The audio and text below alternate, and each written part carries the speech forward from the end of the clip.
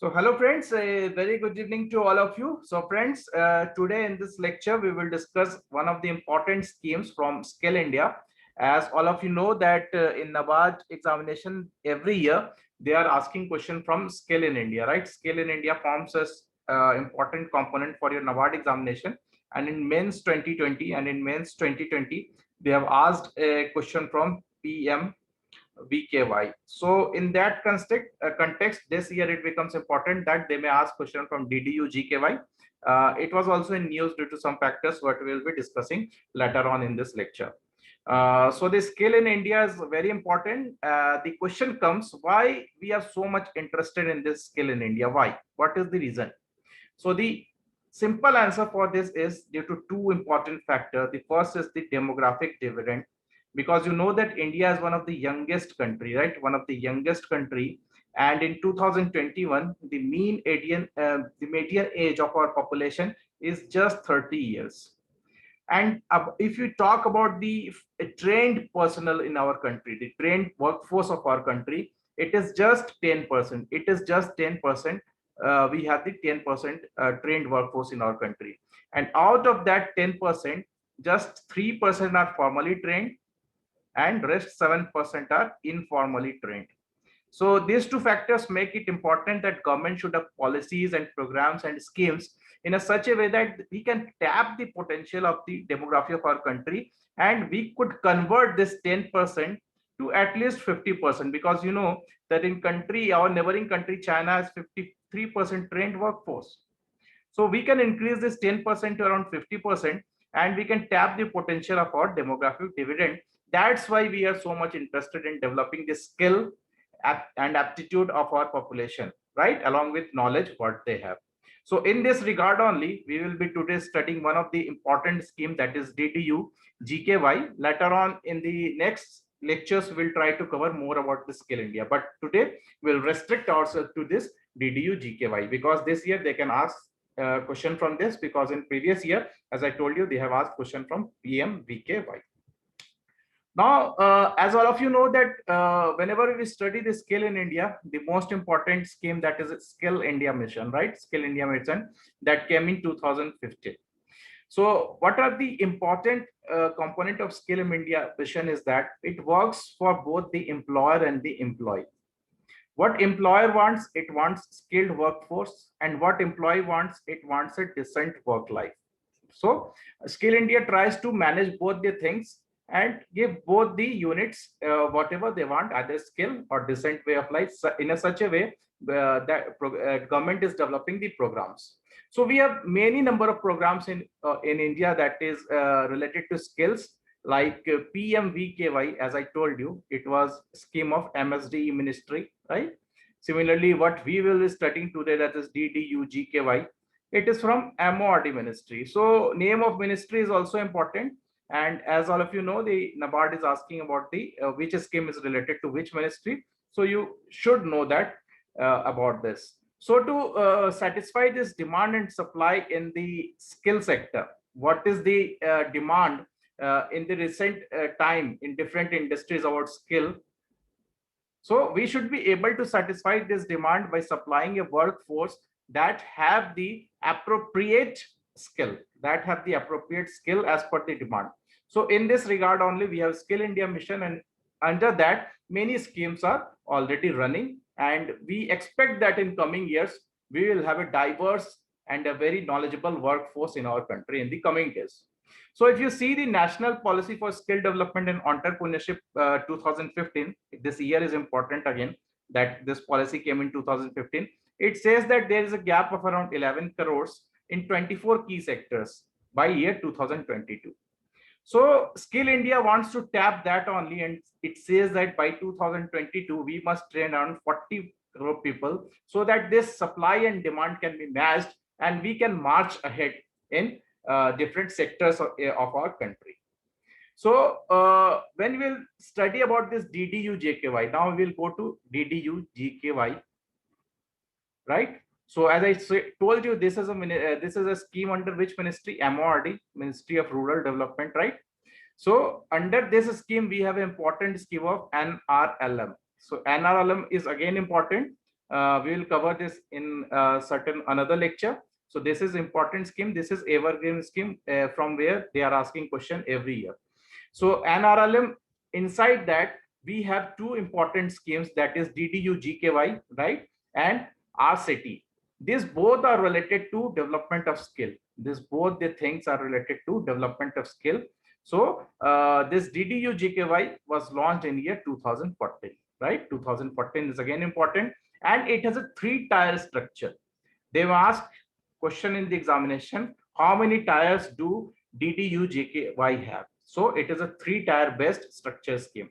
So at central level, what you have at central level, you have Ministry of Rural Development.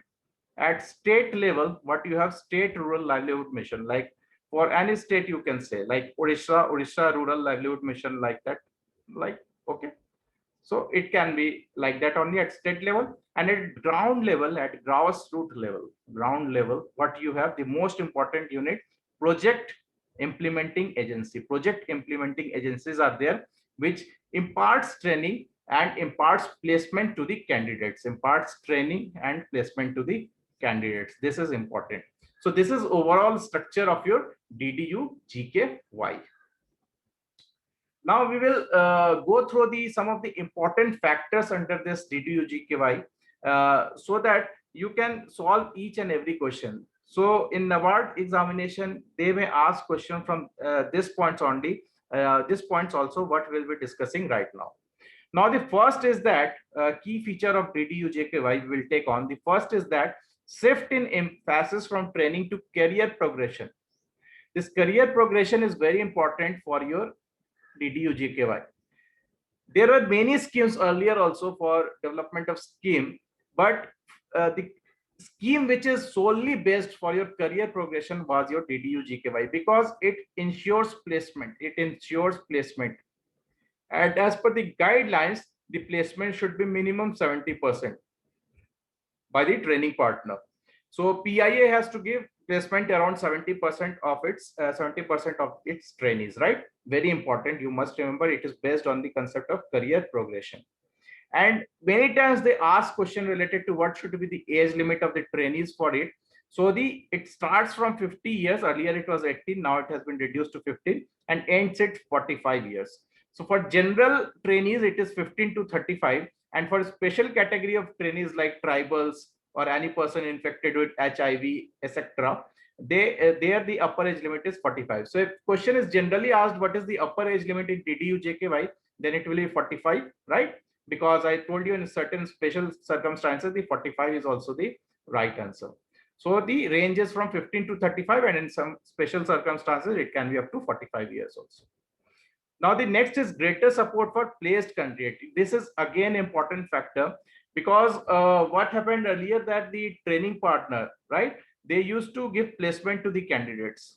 After placing them, they used to leave the job, or company used to terminate them, and there was no support to the candidates. But there is a system called tracking of the placed candidates.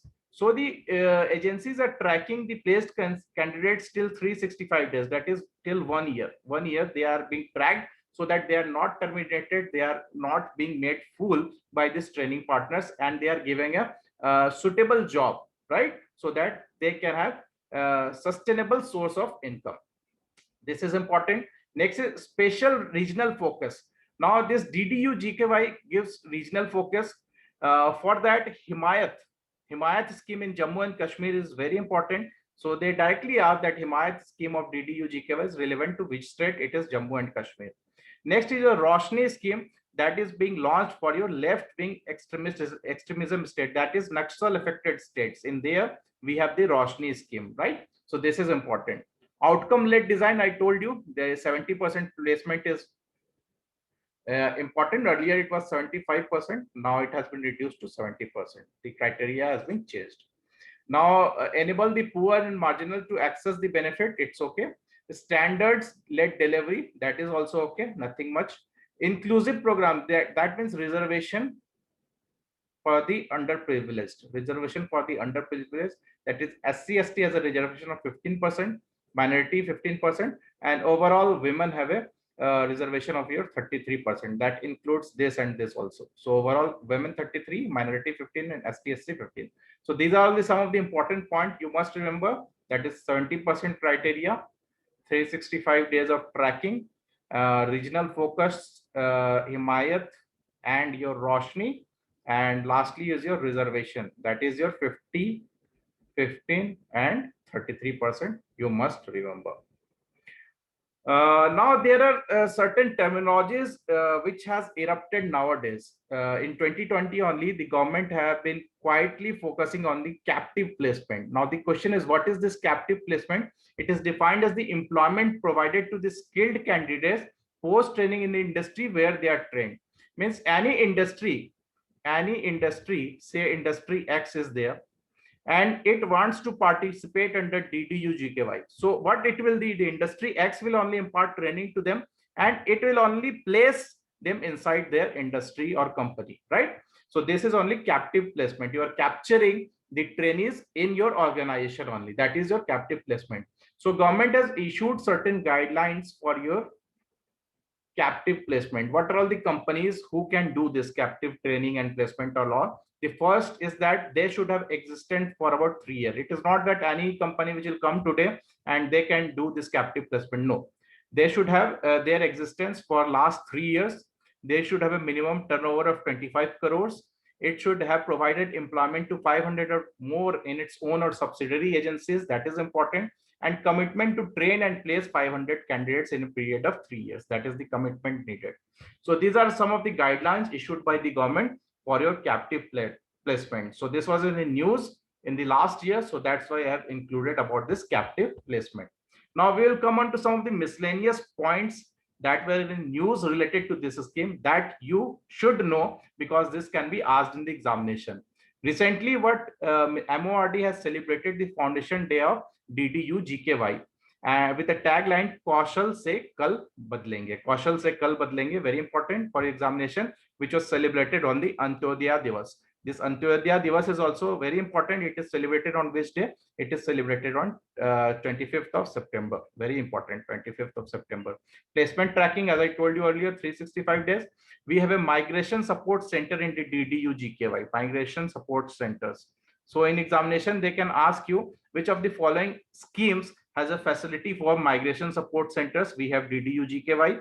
Job melas are being organized under this scheme by your SRLM, State Rural Livelihood Mission, jo bhi hota hai, that organizes the job melas with the help of PIA.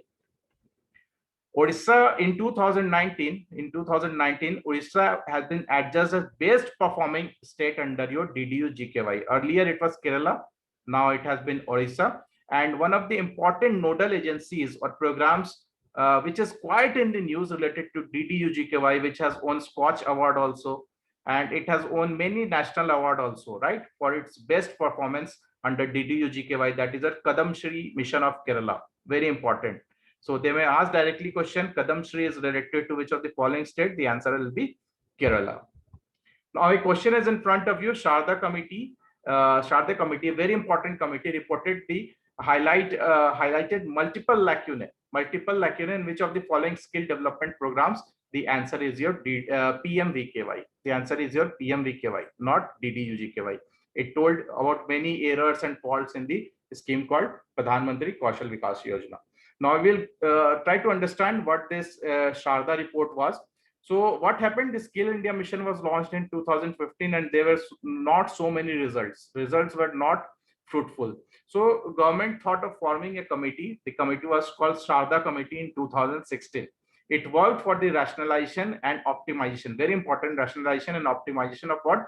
Sector skill councils. What is this sector skill council in SSC? When these are the employer bodies. These are nothing but employer bodies which have been recognized by your FICCI, Federation of Indian Chamber of Commerce. These are employer body which have been recognized by FICCI. So these are your SSCs, and Sharda Committee has given a very detailed report about all these SSCs. So in 2017, it submitted its report, and two important recommendations what it has given is very important. The first is that vocational training institute is not just for underprivileged, because it is right also. A skill should be uniform to all the people of country. It should not be only for the underprivileged. As you have seen, they have given so many reservation, 50% ST/SC, then minority. So the skill should be imparted to each and every person of this country. It should not be only for the underprivileged only. It should not be conformed to those who cannot make it through formal education. This was also the next important recommendation of this committee. So that's all, my dear friends. You can go to the Telegram channel at Clarity for Sure and solve the YPS of this lecture, that is YouTube practice sheet, where you will get lot of questions so that it will help in better comprehension and retention of this topic. That's all, my dear friends. Thank you. Bye bye.